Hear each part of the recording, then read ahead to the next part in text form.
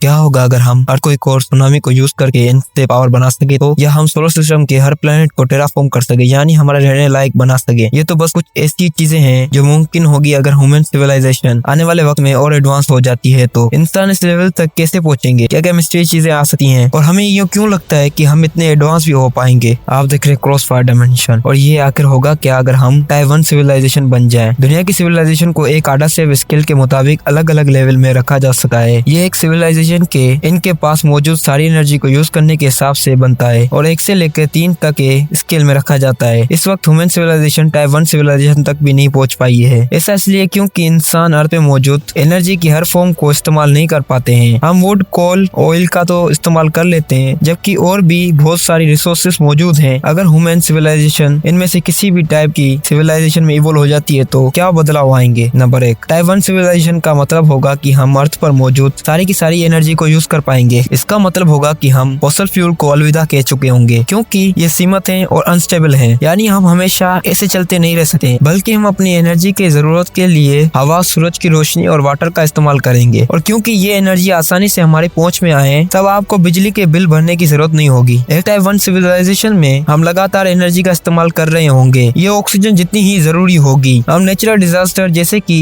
Tornado, tsunami और global warming का use अपने फायदे में कर रहे होंगे। सुनामी एनर्जी बनाने में काम आएगी और अर्थक्वेक से हम दुनिया के कई हिस्सों को टेराफॉर्म कर सकेंगे, क्योंकि हम इतने एडवांस हो गए होंगे कि डिजास्टर्स का अपने फायदे के लिए यूज कर सके। हम समझ गए होंगे कि हम थोड़ी मौसम में हेर फेर करके अर्थ के एक हिस्से जैसे कि रेगिस्तान को, तो हम इस जगह पर कुछ ऐसी गैसेस छोड़कर या आर्टिफिशियल ट्री लगाकर बारिश की पॉसिबिलिटी को हाई करके जगह को हरा भरा करने में बेहतर हो पाएंगे। ह्यूमंस इस वक्त ग्लोबल वार्मिंग को अलविदा कह चुके होंगे, क्योंकि इस वक्त एटमॉस्फेयर वापस से कार्बन न्यूट्रल बन गया होगा और जिससे अर्थ का टेम्परेचर नॉर्मल हो पाएगा। नेचर डिजास्टर से होने वाली तबाही कम हो जाएगी, क्योंकि हम पहले से ही अंदाजा लगा चुके होंगे कि वो कब और कहां होने वाली है। और इतना भी नहीं, बल्कि हम अर्थ के इन जगहों पर भी रह सकेंगे जिनके बारे में हमने पहले कभी ड्रीम्स में भी नहीं सोचा होगा, जैसे कि ओशन के अंदर या ऐसे क्लाइमेट में जो इंसानों के लिए एक वक्त में सही नहीं रहा करता था। जी बिल्कुल, एक टाइप 1 सिविलाइजेशन होना एडवेंचर जैसा होगा, लेकिन जब चीजें इतनी अच्छी होंगी तो हम थोड़ा बोर हो सकते हैं। तो क्या हो अगर ह्यूमन सिविलाइजेशन एक लेवल और आगे चली जाए, एक टाइप 2 या शायद टाइप 3 सिविलाइजेशन बन जाए। एक टाइप 2 सिविलाइजेशन का मतलब होगा हम सन की सारी एनर्जी का इस्तेमाल कर सकेंगे, ना सिर्फ अर्थ पर बल्कि पूरे सोलर सिस्टम में। जहां हम चाहेंगे वहां हम इसकी पावर के इस्तेमाल से मार्स को भी टेराफॉर्म कर सकते हैं, या शायद नेपच्यून जैसे प्लेनेट को भी। एक टाइप 3 सिविलाइजेशन बनने से हम गैलेक्सी की सारी एनर्जी को इस्तेमाल कर सकेंगे। और क्योंकि कार्डासेव स्केल 1960 में बनाई गई थी, तो अब साइंटिस्ट एक कदम और आगे जाके टाइप 4 और टाइप 5 सिविलाइजेशन के बारे में भी बात कर रहे हैं। यहाँ पे चीजें थोड़ी कॉम्प्लेक्स होने लगती हैं। साइंटिस्ट इसे पूरी तरह से डिफाइन कर पाने के लिए तैयार नहीं है, क्योंकि ये हमारी नॉर्मल फिजिक्स को लेके हमारी मौजूदा समझ के बाहर है। पर ये कहना गलत नहीं होगा कि टाइप 4 सिविलाइजेशन बनने से हम पूरे यूनिवर्स की सारी एनर्जी को इस्तेमाल कर सकेंगे और आसानी से